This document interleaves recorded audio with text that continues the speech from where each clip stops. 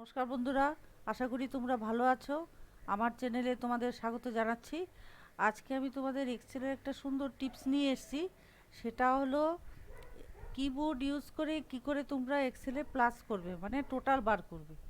এবার দেখো আমি টোটালটা করছি। এখানে আমি অলরেডি একটা শিট তৈরি করে রেখেছি। এবার আমি তোমাদের টোটালটা করে দেখাচ্ছি। দেখো, অল্ট প্রেস করে ইকুয়াল টু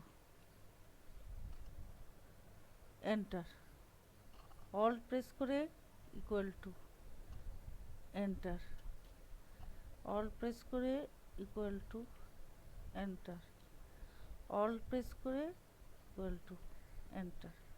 এখানে কিন্তু প্লাস আর ইকুয়াল টু যে সাইনটা আছে কিবোর্ডে, সেটা তোমাদের প্রেস করতে হবে। আশা করি তোমরা বুঝতে পেরেছ।